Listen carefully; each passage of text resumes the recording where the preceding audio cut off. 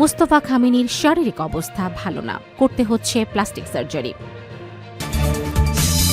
Israel Lebanon যুদ্ধবিরতির মেয়াদ বাড়ল আরও ৩ সপ্তাহ। ভারতীয় নাগরিকদের দ্রুত ইরান ত্যাগের নির্দেশ। সর্বশেষ জানাবো মধ্যপ্রাচ্যের পথে আরও একটি মার্কিন রণতরী।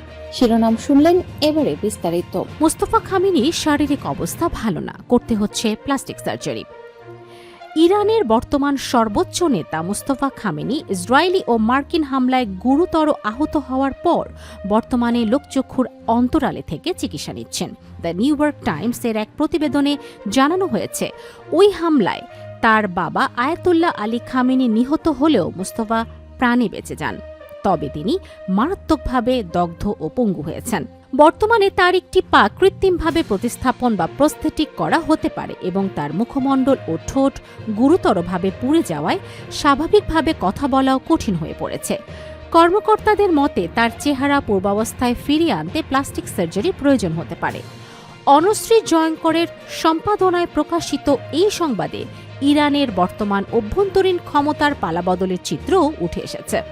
মুস্তফা খামেনির বর্তমান শারীরিক অবস্থা এবং নিরাপত্তার কথা বিবেচনা করে ইরানের সামগ্রিক সিদ্ধান্ত গ্রহণের ক্ষমতা এখন মূলত ইসলামিক রেভলিউশনারি গার্ড কর্পস IRGCর জেনারেলদের হাতে চলে গেছে। ইসরায়েল লেবানন যুদ্ধবিরতির মেয়াদ বাড়ল আরও ৩ সপ্তাহ। ইসরায়েল এবং লেবানন তাদের মধ্যেকার চলমান যুদ্ধবিরতির মেয়াদ আরও ৩ সপ্তাহ বাড়াতে সম্মত হয়েছে বলে ঘোষণা দিয়েছেন মার্কিন প্রেসিডেন্ট ডোনাল্ড ট্রাম্প। বৃহস্পতিবার ২৩ এপ্রিল হোয়াইট হাউসে দুই দেশের রাষ্ট্রদূতদের সঙ্গে এক বৈঠকের পর ট্রাম্প এই তথ্য জানান। তিনি বলেন, ইসরায়েলি ও লেবানন প্রতিনিধিদের মধ্যেকার এই আলোচনা অত্যন্ত ফলপ্রসূ হয়েছে এবং আগামী কয়েক সপ্তাহের মধ্যেই তিনি ইসরায়েলের প্রধানমন্ত্রী বেনিয়ামিন নেতানিয়াহু ও লেবাননের প্রেসিডেন্ট জোসেফ আউনের সঙ্গে ওয়াশিংটনে সরাসরি বৈঠকে বসার আশা করছেন।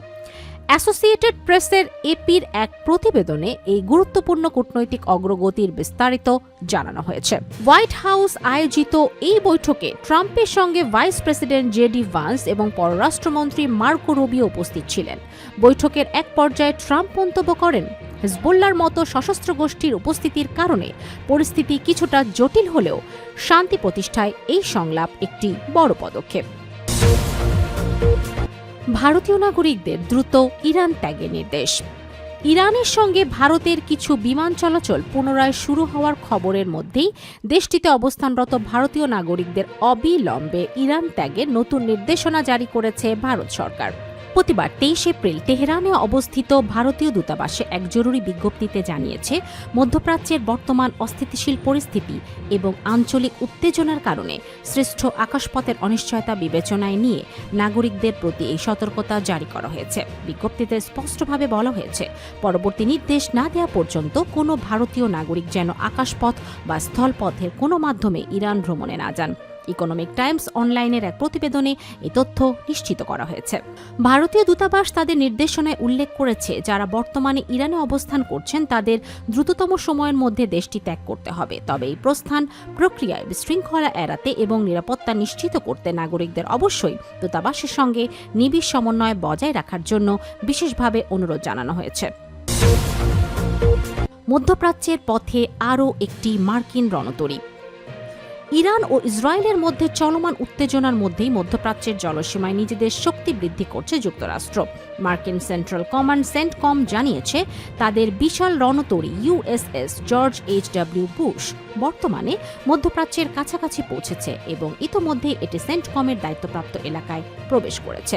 বৃহস্পতিবার ২৩ এপ্রিল সামাজিক যোগাযোগ মাধ্যম এক্সে শেয়ার করা একটি ছবিতে দেখা গেছে, নিমিট শ্রেণীর এই সুপার ক্যারিয়ারটি আজ ভারত মহাসাগরে অবস্থান করছে। মধ্যপ্রাচ্যের অস্থিতিশীল পরিস্থিতিতে মার্কিন সামরিক উপস্থিতির এই নতুন সংযোজন ওই অঞ্চলে বড় ধরনের কূটনৈতিক ও সামরিক বার্তা দিচ্ছে।